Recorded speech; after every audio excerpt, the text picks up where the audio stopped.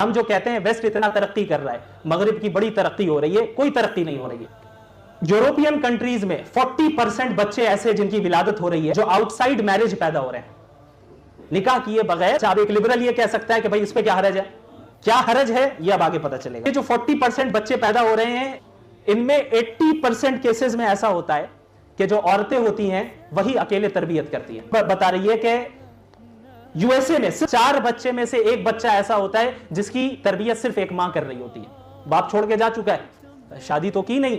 कि 80% जो मैंने बताया कि जो औरतें हैं जो अकेले तरबियत कर रही हैं, उनमें से 27 to 28% औरतें ऐसी हैं जो मेंटली जो है बीमारियों का शिकार हो जाती हैं, मेंटल डिसेबिलिटी का शिकार हो जाती हैं। अब औरत जिससे वो काम भी करवाया जा रहा है जो सिर्फ औरतों का है, और वो काम भी इक्वालिटी के नाम पे करवाया जा रहा है जो मर्दों का है, कि तुम्हें पैदा भी तुम्हें ही करना है, रज़ात भी तुम्हें ही करना है, और फिर उसकी तरबियत और उसकी परवरिश भी तुम्हें ही करना है। और कामयाब तो उसी वक्त होगी जब बाहर निकल के कमाओगी, जाओ बाहर निकलो, कमा के भी लेके आओ। सवाल है कि ये कैसी इक्वालिटी है।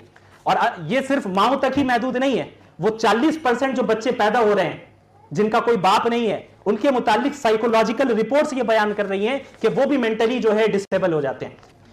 कि एक मॉडर्न साइकोलॉजिकल रिपोर्ट के तहत ये पता चल रहा है कि जिन बच्चों को ये नहीं मालूम होता है कि उनके बाप कौन है, वो अपनी आइडेंटिटी को बरकरार नहीं रख पाते हैं, वो एहसास कमतरी का शिकार होते हैं। 40% आप समझे ऐसे ही पैदा हो रहे हैं, तो निकाही कितने हो रहे होंगे। और अब जो शादी हो भी रही है, उस शादी जितनी भी शादियां हो रही हैं उनमें 71% शादियों का नतीजा यह निकलता है कि डिवोर्स हो जाती है, तलाक। ये 10 कंट्रीज के नाम में सबसे ज्यादा पूरी दुनिया में तलाकें होती हैं, सारे यूरोपियन कंट्रीज हैं। नंबर 1 पे बेल्जियम है, आखिर में यूएसए 53%।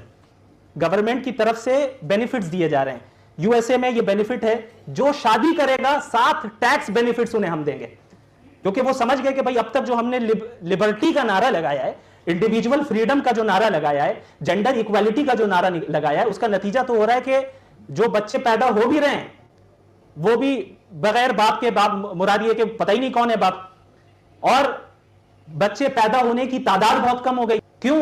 एबॉर्शन करवा रहे हैं। और बच्चे पैदा करने की क्या जरूरत है, वो हमारी मर्जी, हम जब मेरा जिस्म मेरी मर्जी, आपने सुना होगा। तो ये वेस्टर्न कंट्रीज में जो फर्टिलिटी रेट है कि किसी भी कौम की नस्ल को बाकी रखने के लिए जितनी पैदाइश की जरूरत होती है, वेस्टर्न कंट्रीज में वो रेट भी डाउन हो चुका है।